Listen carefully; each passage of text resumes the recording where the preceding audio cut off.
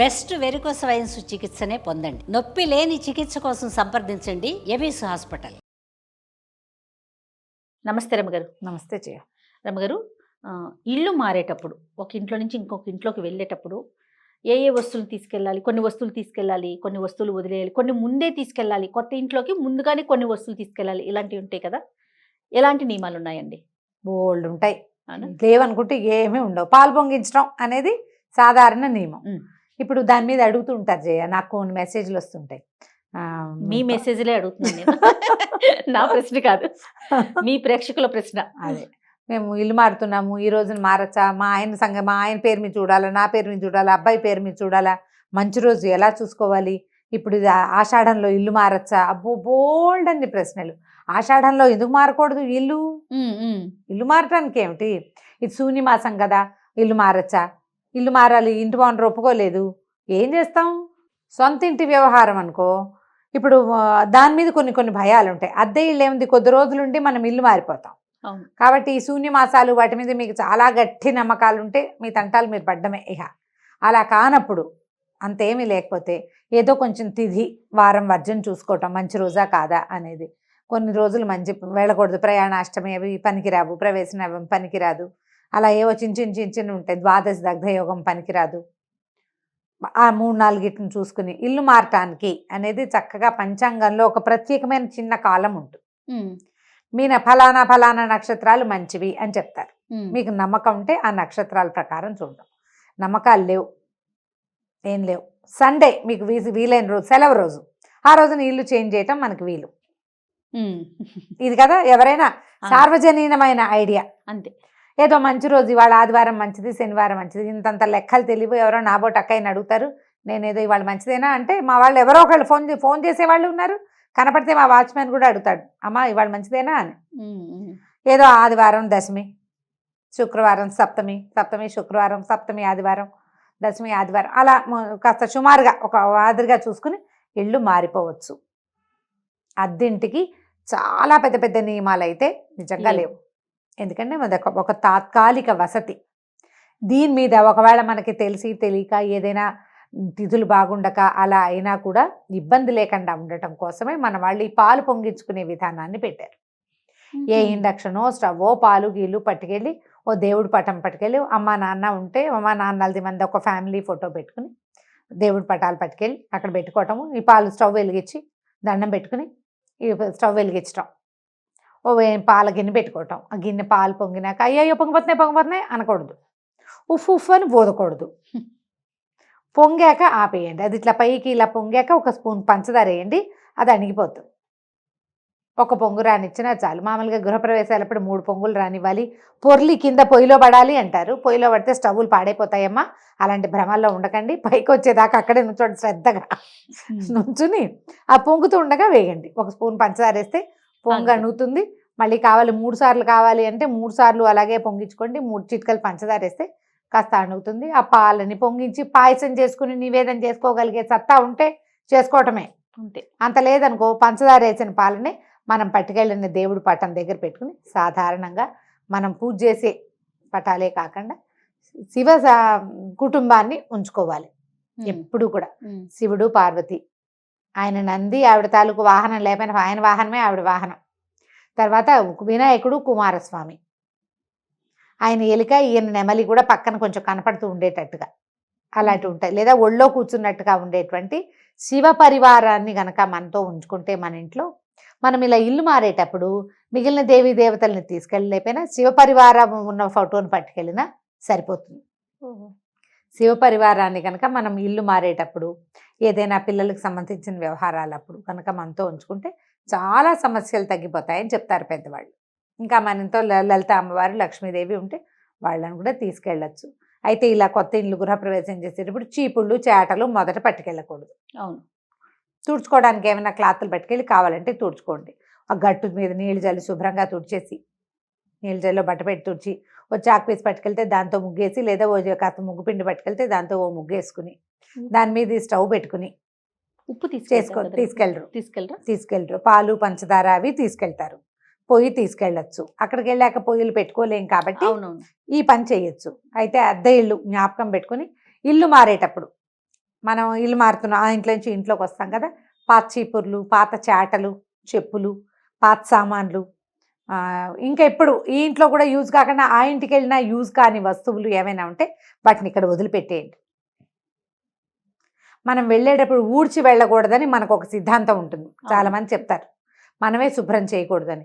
కాకపోతే ఏ ఇల్లు అయినా మనం వదిలి వెళ్ళేటప్పుడు అలా మాస్టిగా ఇల్లు వదిలిపెడితే మనని వాళ్ళు పెట్టే శాపనార్థాలన్నీ మన వెనకాల మన ఇంటికి నడిచి వచ్చేస్తాయి.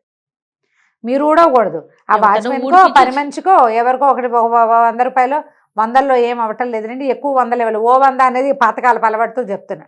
ఓ 500 1000 ఇచ్చి మేము వెళ్ళిపోయాక సాయంత్రం ఇల్లంతా క్లీన్ చేసి ఈ చెత్త అంతా బయట పారేసి ఇది అమ్మేసి అవతల పారే, లేదా నువ్వు తీసుకో అని వదిలిపెట్టేయండి.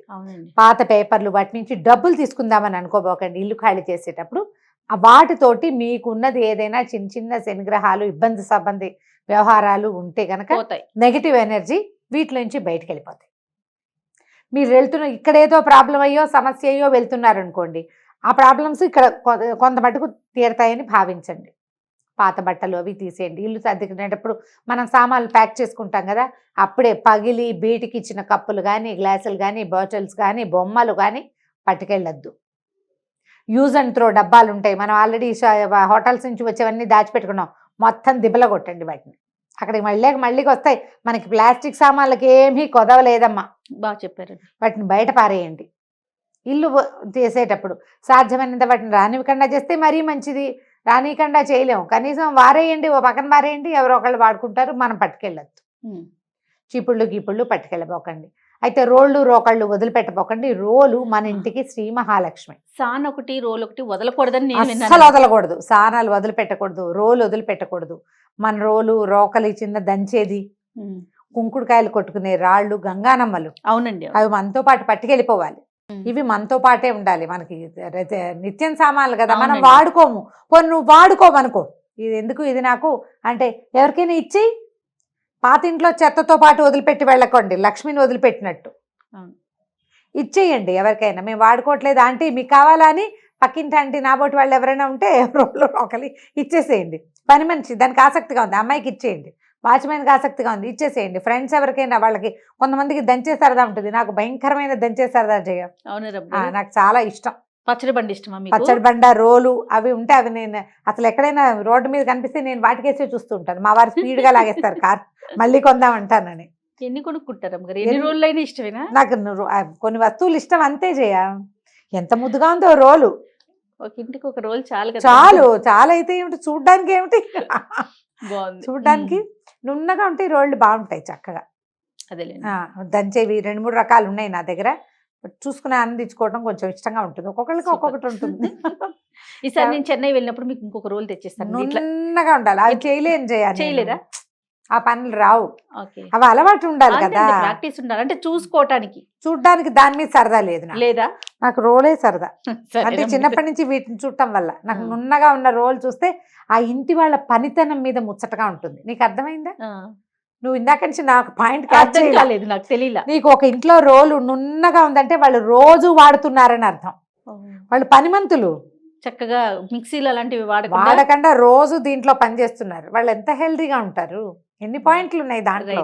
సూపర్, బాగుంటాయి సరదాగా. మీరు ఇలాంటివి చేయబోకండి. ఎక్కడికైనా ఇంటికి వెళ్ళేటప్పుడు ముందే ఎక్కడెక్కడ మేకులు కొట్టుకోవచ్చు, ఏ వస్తువు ఎక్కడ పెట్టాలి అని ఒక అవగాహనతోటి తీసుకోండి ఇల్లు. ఏదో ఒకటి మారిపోయి తర్వాత మన దగ్గర ఉన్న సామాన్లు ఎక్కడ ఫిట్ కాక మళ్ళీ మారే ఇది కాకుండా, మనం కరెక్ట్గా మన దగ్గర ఉన్న వస్తువులకి వేటికి కరెక్ట్ ప్లేస్లు, వాటికి సరిపడా ప్లగ్ పాయింట్లు ఉన్నాయా లేదా. తర్వాత కొన్ని వాస్తుపరమైన నమ్మకాలు కూడా ఉంటాయండి. ఉంటాయి. వన్స్ వెళ్ళిపోయిన తర్వాత ఒక 2-3 రోజుల్లోనే మళ్ళీ బాధ వస్తుంది. అయ్యో తప్పుగా చూసుకున్నామా, మళ్ళీ కరెక్ట్ గా చూసుకోలేదని. అవన్నీ కూడా ముందే చూసుకుంటే అద్దె తీసుకునేటప్పుడే ఇల్లు కొంచెం ఆలోచించుకుని, ఇక్కడ ఈ వస్తువులు ఫిట్ అవుతాయి, ఇక్కడ ప్లగ్ పాయింట్లు కావాలి, ఇక్కడ వాస్తు సరిగా లేదు, ఈ పాయింట్ మనకి సెట్ కాదు, ఈ దిక్కు నాకు సూట్ అవుతుందా అవదా. నాకు అంటే ఆడవాళ్ళకి అనుకోద్దమ్మా, ఎప్పుడు కూడా యజమాని భర్త, హస్బెండ్, ఒకవేళ మీరే ఎర్నింగ్ పర్సన్ అయినప్పటికీ కూడా ఇంటి పేరుది అతనిదే గోత్రం, అతనిదే ఇంటి పేరు నడుస్తుంది కాబట్టి భర్తలకే చూసుకోవాలి. దీని మీద ఎటువంటి వాదోపవాదాలకి తావులేదు. ఇది తప్పదు, అంతే, ఇది తప్పదు. సో ఇలా చూసుకొని పిల్లలకి వేరే వాస్తు, మీకు వేరే వాస్తు ఉండదు.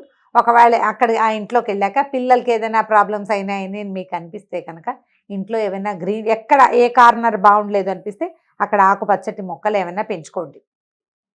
తప్పనిసరి అర్జెంటుగా వెళ్ళిపోవాల్సి వస్తుంది, ఏదో ఒక ఇల్లు తీసుకుంటాం, దాంట్లో వాస్తుపరమైన ఇబ్బందులు ఉంటే అక్కడ ఒక దేవతా ప్రతిమను పెట్టుకోవటము, ఒక పటం పెట్టుకోవటము, ఒక చిన్న మొక్క పెట్టుకోవటము, ఒక చక్క బింది ఇత్తడి బిందె పెట్టి దాని నిండా నీళ్లు నింపి పెట్టడము, తరచుగా నీళ్లు మార్చేస్తూ అలా కూడా పెట్టుకోవచ్చు. పూర్ణ కుంభం నిండు కుండతో నీళ్లు, మట్టిది కాకుండా ఇత్తడి అలాంటి పాత్ర ఏదైనా కూడా అలా పెట్టుకోవచ్చు. గిన్నె కాదు, నోరు తెరుచుకుని ఉండకూడదు, ఇట్లా చెంబులా ఉండాలన్నమాట, మూతి చిన్నది ఉండాలి. మూతి చిన్నది ఉండాలి. అలా పెట్టుకుంటే కనుక ఇలాంటి సమస్యలు కొంచెం తగ్గుముఖం పడతాయి.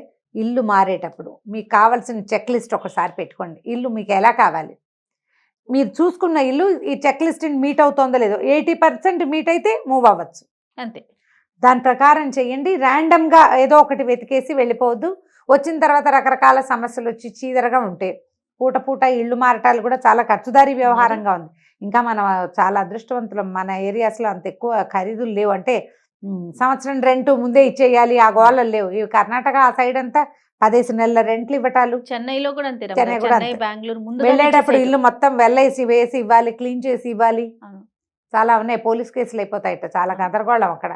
మనకు అలా లేదు. కానీ కాకపోతే మీరు ఒకటి జ్ఞాపకం పెట్టుకోండి, మనం ఒక ఇంట్లో నుంచి ఇంకో ఇంట్లోకి మారాం, ఈ ఇల్లు మనది కాదు అనే భావంతో ఇష్టారాజ్యంగా గీతలు కొట్టేయటము, మేకులు కొట్టేయటము, ఇల్లు పాడు చేయటము, శుభ్రంగా ఉంచుకోకపోవటము, ఇలాంటి ప్రవర్తన మాత్రం చేయబోకండి.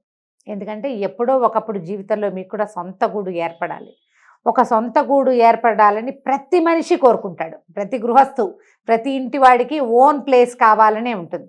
మీకు ఒక ఓన్ ప్లేస్ కావాలంటే మీరు ఉన్న ప్లేస్ని ఓన్ చేసుకునే ప్రవర్తన కనుక మీ దగ్గర ఉంటే మీకు గాడ్ గుడ్ ఓన్ ప్లేస్ ఇస్తాడట.